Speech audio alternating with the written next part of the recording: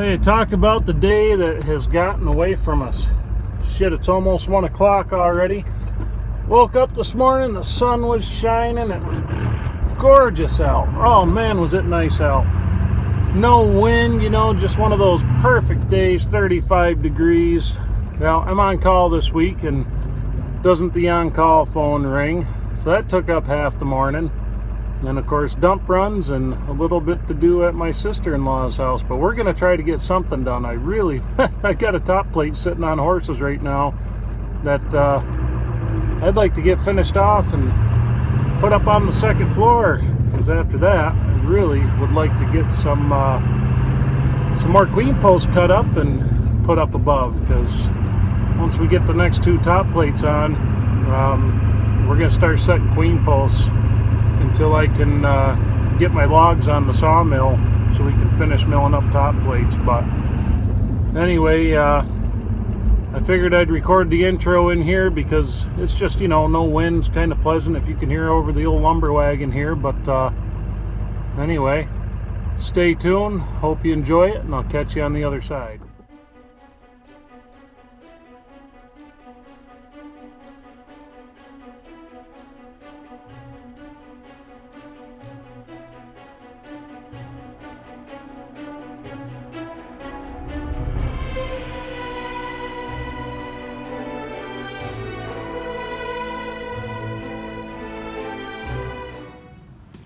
Well, looks like we got another one to go up. Another heavy damn top plate, but this means there's only two more to go up after this, so that's pretty good. So, something important to know when you're using a chain mortiser, if you are using a chain mortiser, and sometimes, I don't know, I love my chain mortiser, but any of you who watched for a while have seen the issues I've had with that. Even had one viewer call me an idiot over it. But, I can assure you I am not an idiot, maybe. At least I don't think I'm an idiot. I could be, you just never know. But when that thing cuts down on the edge of your mortise inside, you're going to have a curve there. So you either have to go a little bit deeper with the mortiser to get that curve so your tenons will fit in there, or you've got to figure that you're going to have to chisel that out to square it off. I prefer to chisel it out to square it off, just so my mortises don't get too awful deep. But anyway, this is going to be fun. So, I tell you what, when the snow melts, you really see the mess you have. I tell you, you've got a lot of stuff to clean up. You got a lot of stuff to do yet. But I think I said it in the last video, perhaps. Maybe I didn't. I thought I did. But I'm going to have some help, it looks like, to put the second floor on. I've had a few volunteers, and I finally gave up on a little bit of the stubbornness there, and I'm going to take the help. They're offering, and might as well take it. It's all family and a couple of friends. It's one of those things where I kind of help everybody else, but I'm too stubborn to accept it when it's offered. But it'll help me get it done much, much faster. So I'm really hoping within the next few weeks to be standing the frame for the second floor. That's what we're going for. Now, you know how that goes. It could totally be way off base. I may not be able to get as far as I think. It's not like that hasn't happened a few hundred times on this project.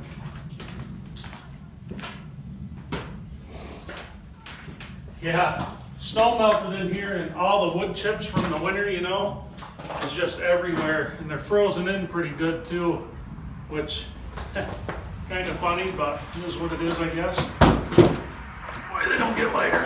They do not get lighter.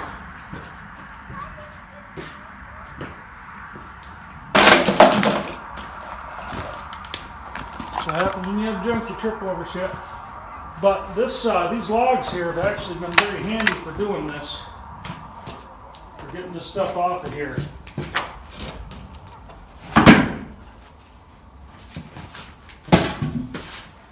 Well, we're supposed to get some days in the 50s this coming week. I tell you what, I'm not going to hold my breath, but I think we might be looking at winter on its way out. That would be spectacular.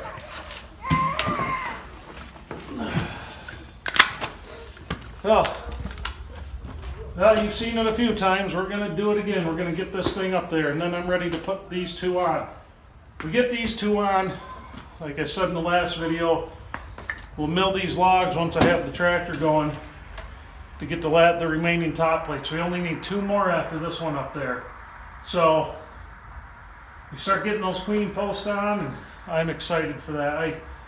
I am super excited for that, because that's like the home stretch, you know. You see those queen posts go up and those purlin plates, and I'm doing common rafters. It's like, all right, we won. You know, that's what we're looking for. Now, if I were the strap I was using the other night, what would I have done with me?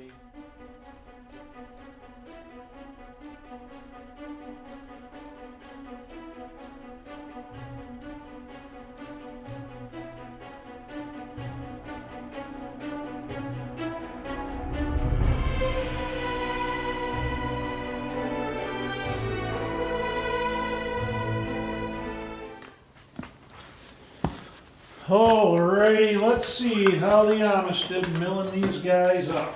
Now I was pretty specific with the Amish on this, that the heartwood had to be boxed. And this one they cut the heartwood right down the middle. This one they quartered the heartwood. Okay, well, that would be a real problem for me if it was a plate. If it was a horizontal framing member, that would be a huge problem for me. So being a vertical member, it's not as big a problem. Remember what I've said before, your best timbers has to be on your horizontal members, because a tree's strongest when it's standing straight up in the air, when you're compressing down on that grain. When you're getting so when you have pressure parallel to the grain, it's a lot stronger. When you have pressure adjacent to the grain, you need a little bit more beef, you need a little bit more, it's got to be a better quality of lumber. Now, I've got some ice on this and whatnot, but let's just see how square they did, how well they did it for us, and see if we can pick some reference faces. So this one, that's out of square, about 1/8 of an inch on that side. We can live with that. Sometimes I get the same thing. That is pretty well perfect there. Let's check it a couple spots. 1/8 of an inch. Perfect. Let's see how they did for width. Right on 8 inches. About a 1/16 of an inch over. That's not too bad. I mean, that's no worse than anything I've milled. So we're rolling it. Right now, we've got a good square side, so we can at least hopefully get a good reference face out of this. I'm not as worried about these because the deal with these queen posts, and that's for any of you who are just tuning in, that's what we're using these for. Is my square touching? No. Make sure here. Okay, so that's perfect there.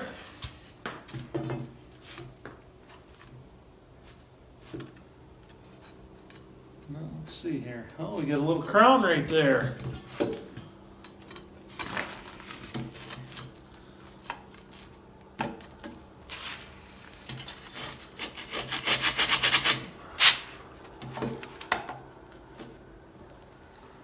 That's out 1/8.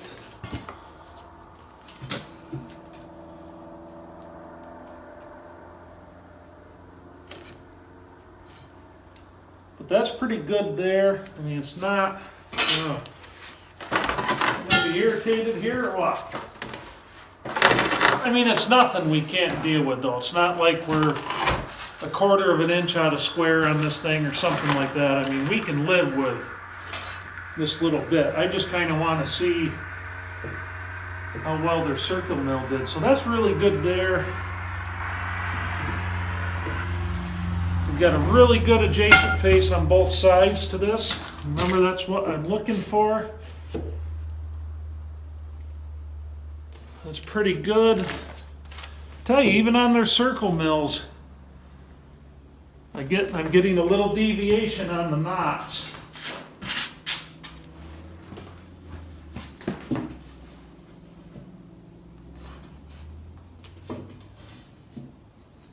That's pretty good.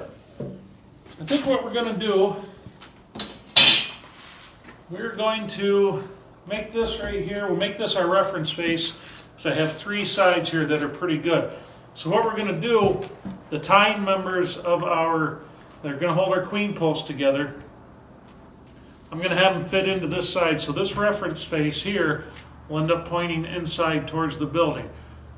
Now the reason I'm doing that, you get basic rules of thumb with the reference faces, so outside of a building, your wall post for the outside. Thank you, Loudmobile!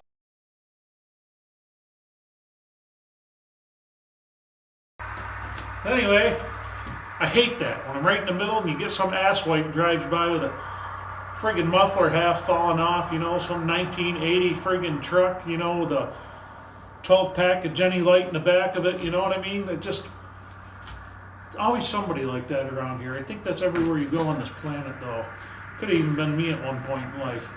So, your wall posts on the outside of the building, you have your reference faces to the outside, so when you put siding on, everything lines up the way you want it to.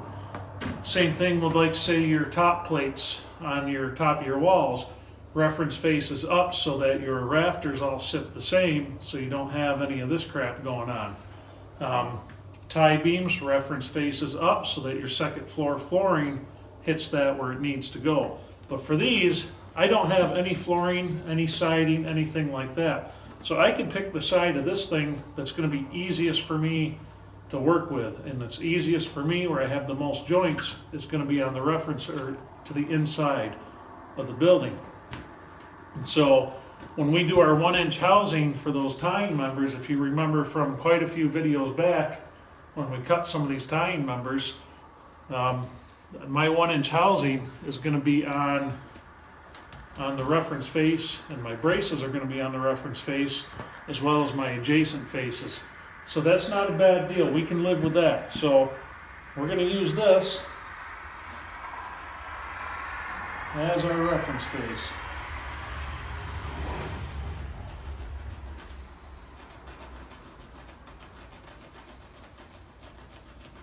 It feels really good to be working on some queen posts again.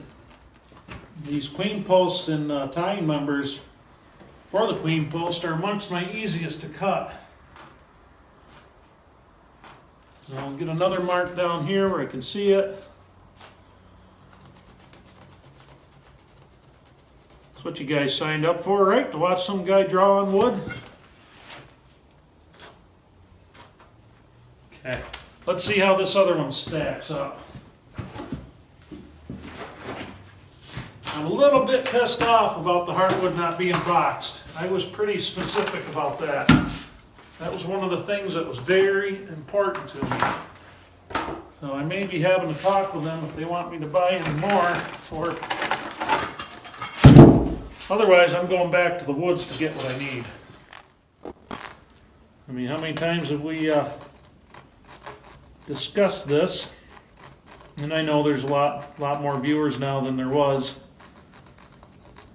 Well, it doesn't hurt to go over this stuff multiple times, simply because it is totally important to building anything, really. I mean, when you're doing fine woodworking, you should really get in the habit of using reference faces and things like that. And they get to be very important, because when you're doing that kind of style woodworking, you want stuff to fit together perfectly.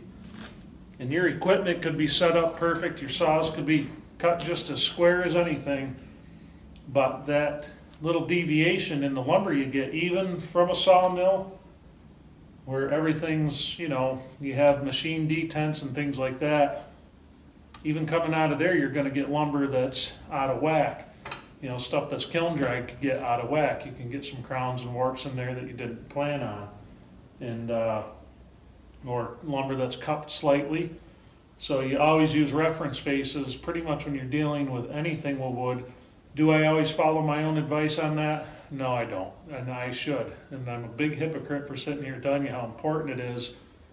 But when it comes to like something that's really fine and something that's totally critical in the wood shop that's going to contribute to the whole project, I follow it. If it's something that's not going to be seen as much, you know, sometimes I'm a little guilty of the close enough, and I think a lot of us are, but reference faces are very important. That's why we spent, some of you watched a long time, how many times have we spent covering, every time I go to lay new timber out, we talk about it. It probably gets to be a little redundant, but again, it is important. It's either that or I'm just running out of shit to talk to you guys about, and so I'm just harping on the same garbage. I don't know, you decide. Did get the drone out a little today though. I'll tell you what. It was a shitty long day with the on-call phone. I'm one of these guys, I don't do sewer work. I do not like sewer work. I hate plumbing. I would rather be kicked in the nuts than do plumbing. I mean, I would invite any of you to strap me to a post and kick me in the nuts, and I'll choose that over plumbing any day of the damn week. What do I get today? I get 3 shit pit calls where the sewage pumps weren't working. That's real nice. Fortunately, I didn't have to pull a pump at all today, but the only time I ever have to do that crap is when I'm on call. That's what we had young apprentices for, and I used to get to be that guy, so I hate that shit. But anyway, we're running out of time. Day got away from us pretty good today, just because I said the on-call phone just kept going constantly today. Got up this morning, you know, barely got my coffee into me, and on my way I was. So fortunately, the on-call schedule's nothing like it used to be. So we're we're up to every 8 weeks that we're on call from a Monday to Monday, and this just happened to be my turn in the happy barrel. And if you don't know what the happy barrel is, ask a Navy man, they can tell you. So anyway, thank you for watching.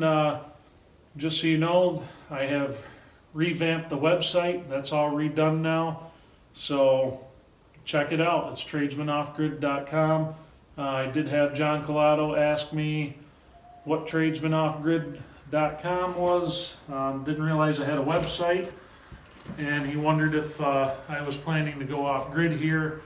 So my plan is this shop will never be able to be off grid. I won't have the capabilities to take this thing off grid, but I would like to get the house off grid. Eventually I want to put a separate entrance in for this building, just because we're going to be running a lot of power tools, and for the things I want to do carrying forward into the future, I'm going to need that power. But for the house, I have a lot of ideas and a lot of things I want to make. If you haven't noticed, I'm not into spending money, because usually we don't have it to spend. So the hobby stuff and things like this kind of take a back seat when you have bills to pay. But anyway, also a couple of shout outs to a couple of channels that some of you might want to check out. We have Debt Free Homesteaders. His name is Will. He was one of our first subscribers here to this channel. I mean, I think he was in the first 5 or 6 subscribers, and he's stuck with us for the last year, a little bit over. Really nice guy. We message privately quite a bit. Really super nice guy. He's starting to build a channel up. He only has 50 subscribers, so we got to get him up there a little more. Dylan's Woodworks, and I'll put links to these channels in the description below so you can see. Dylan's Woodworks out of New Hampshire. His name's Mike. Super nice guy. We got to get him to 1,000. If any of you guys are curious about his channel, check him out. Really nice guy. He's got some good stuff going on. Another one is Cheap Homesteader. He's excellent. He's really good. He does a good job talking to the camera. He does good camera work, and he puts really good information out there on doing things on a low budget. And so does Will, actually, from Debt Free Homesteaders. 2 very similar channels in different parts of the world. Cheap Homesteading is up out of Canada. Debt Free Homesteaders is down south. So it's kind of neat. It's kind of like the same spin on different things, but the concept is the same. So if you're looking for ideas to save money, things like that, how to make some of your own stuff at a low cost, cheap homesteading, he's into beekeeping and a lot of other stuff, and chainsaws, and kind of an all-around good channel. But we got to get these guys up there a little bit. They've been very loyal viewers here, and I like what I see out of them. I like to plug the smaller channels like my own, because I think it's a nice way to say thank you to their loyalty viewing this. And if I like what I see, I don't mind trying to share it at all. And I figure if I like it, probably there'll be a lot of you that do also. I mean, obviously we're all here because we have common interests, so it's kind of neat. But per viewer requests, I've had a lot of viewers over the last year ask me to put Amazon links so they can shop Amazon through them to help support the channel. Like I've said before, folks, I don't want your money, all right? I'm not going to ask you to ever donate to Patreon or any of that stuff. I don't operate that way, and I don't have a problem with anybody who does, as long as they're putting out honest stuff and they're not trying to grift anybody. But I don't mind doing the Amazon links though. So for those of you who are asking about that, I'll start putting them in the video descriptions, and I also put a page on the website when I revamped it to where I'll throw the links there also. They'll be on one page. How that works, the Amazon links is, so say you want to buy something from Amazon, say I have a product link up there, you don't want to buy the product I linked to, which is cool. If you access Amazon through that link and you stay within the Amazon website through that link, then the channel will get 4 to 6% of that sale. Doesn't cost you any extra. But that being said, if you're looking to save money, Amazon is not always the cheapest place to go. So I'll put the links up there, but I just want to forewarn you, you may be able to find some of that stuff at a lower cost in other places. Just so you know. I mean, a lot of times I can find something brand new on eBay from a smaller seller for a little bit less, but Amazon is a very convenient thing. And so, like I said, shop around. Don't spend more money just because you want to support this channel. You know what I mean? At least that's not what we're about, but I'll throw them up there because I've had a lot of requests, and you know, I'm no different than anybody else. I like to make money like everybody else. This channel is what's finishing this barn off. We've talked about that before too. So anyway, I've yacked at you folks long enough. Thank you for watching. I'll catch you on the next one.